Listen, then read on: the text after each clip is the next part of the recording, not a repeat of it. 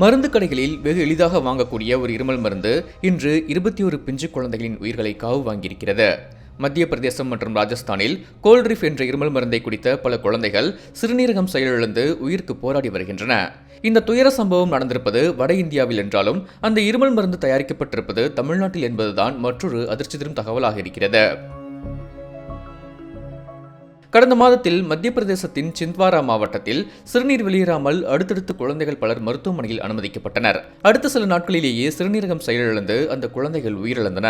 ஒரே மாதிரியான பிரச்சனையுடன் குழந்தைகள் தொடர்ந்து மருத்துவமனைக்கு வருவதைக் கண்டு சந்தேகித்த அதிகாரிகள் விசாரணை நடத்திய போது அந்த குழந்தைகள் அனைவரும் கோல்ட்ரிஃப் என்ற இருமல் மருந்தை குடித்தது தெரிய வந்தது. சோதனையில் டைஎத்திலீன் கிளைகால் என்ற ரசாயனம் 48% வரை அந்த மருந்தில் பயன்படுத்தப்பட்டிருக்கும் அதிர்ச்சி தகவல் வெளியானது. விதிகளின்படி டைஎத்திலீன் கிளைகாலின் அனுமதிக்கப்பட்ட அளவு 0.10% மட்டுமே. மேலும் இந்த மருந்தில் பெயிண்ட், பிளாஸ்டிக், பிரேக் ஆயில்களில் பயன்படுத்தப்படும் நச்சுத்தன்மை வாய்ந்த தொழிற்சாலைகளுக்கான மலிவு விலை டைஎத்திலீன் கிளைகாலை பயன்படுத்துகின்றனர். நிலைமை கைமீறியதை உணர்ந்த அதிகாரிகள் உடனடியாக கோல்ட்ரிஃப் இருமல் மருந்துக்கு தடை விதித்தனர். பின்னர் மத்திய பிரதேச மாநில மருந்து கட்டுப்பாட்டு துறையிடமிருந்து தமிழ்நாடு அரசுக்கு கிடைத்த கடிதத்தின் அடிப்படையில் கோல்ட்ரிஃபை தயாரித்த காஞ்சிபுரம் அருகே செயல்பட்டு வந்த ஸ்ரீசன் மருந்து நிறுவனத்திற்கு சீல் வைக்கப்பட்டது. ஆலையில் அதிகாரிகள் ஆய்வு நடத்திய போது 350க்கும் மேற்பட்ட விதிமீறல்களில் அந்நிறுவனம் ஈடுபட்டிருப்பதும் அங்கு மருந்து தயாரிக்க பயன்படுத்திய உபகரணங்கள் துருப்பிடித்தும் சுத்தமில்லாமல் இருந்ததும் தெரியவந்தது.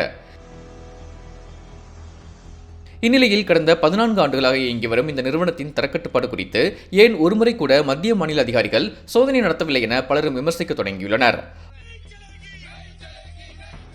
ஆண்டுக்கு ஒருமுறை சோதனை நடத்தப்பட வேண்டும் என விதிமுறை இருந்தும் அது ஏன் பின்பற்றப்படுவதே இல்லை எனவும் பலர் கேள்வி எழுப்புகின்றனர். 2022இல் இதே டைஎத்திலீன் கிளைகால் கலப்பத்துடன் இந்தியாவில் தயாரிக்கப்பட்டு காம்பியாவுக்கு அனுப்பப்பட்ட இருமல் மருந்தால் அங்கு 70 குழந்தைகள் உயிரிழந்தனர். இருந்தும் தரக்கட்டுப்பாட்டில் இந்திய மருந்து கட்டுப்பாட்டு வாரியம் மிகவும் அலட்சியப்போக்குடன் நடந்து கொள்வதாக விமர்சனம் எழுந்து வருகிறது. தற்போது வரை கோல்ட்ரிஃப் மருந்தால் பலியான குழந்தைகளின் எண்ணிக்கை 21ஐ எட்டியுள்ளது. 5 குழந்தைகள் ஆபத்தான நிலையில் இருக்கின்றன. சம்பவம் நடந்து ஒரு வாரத்திற்கு பின்னர் ஸ்ரீசன் நிறுவனத்தின் உரிமையாளர் கைது செய்யப்பட்டிருக்கிறார். தமிழ்நாடு உள்ளிட்ட பல மாநிலங்கள் கோல்ட்ரிஃப் மருந்துக்கு தடை விதித்துள்ளன. மத்திய மருந்துகள் தர கட்டுப்பாட்டு அமைப்பு குழந்தை இருமல் மருந்துகளை நாடு தழுவிய அளவில் பரிசோதிக்க உத்தரவிட்டிருக்கிறது. கோல்ட்ரிஃப் வேறு நாடுகளுக்கு ஏற்றுமதி செய்யப்பட்டதா என்பதை சரிபார்க்க வேண்டும் என்றும் உலக சுகாதார அமைப்பும் வலியுறுத்தியிருக்கிறது. 2 வயதுக்கு குறைவான குழந்தைகளுக்கு இருமல், காய்ச்சலுக்கான சிறப்பை பரிந்துரைக்கவே கூடாது என அறிவுறுத்தியிருக்கிறது இந்திய சுகாதார அமைச்சகம்.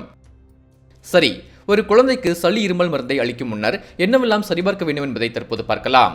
இந்திய மருத்துவ சங்கத்தின் பரிந்துரைப்படி 4 வயதுக்கு குறைவான குழந்தைகளுக்கு சிறப்புகளை பரிந்துரை செய்வதை தவிர்க்கலாம். அவசியம் ஏற்பட்டால் குட் மேனுஃபேக்சரிங் பிராக்டிஸ் GMP சான்று பெற்ற நிறுவனங்களின் இருமல் மருந்துகளை மட்டுமே பயன்படுத்த வேண்டும். மருந்தில் காலாவதி காலம், பேட்சன் ஆகியவற்றை சரிபார்க்க வேண்டும். சாதாரண திரவம் போல அல்லாமல் இருமல், காய்ச்சல் சிறப்புகள் திட்டுத்திட்டாக இருந்தால், அசாதாரண வாசனையோடு இருந்தால் நிச்சயம் புகார் அளிக்கப்பட வேண்டும்.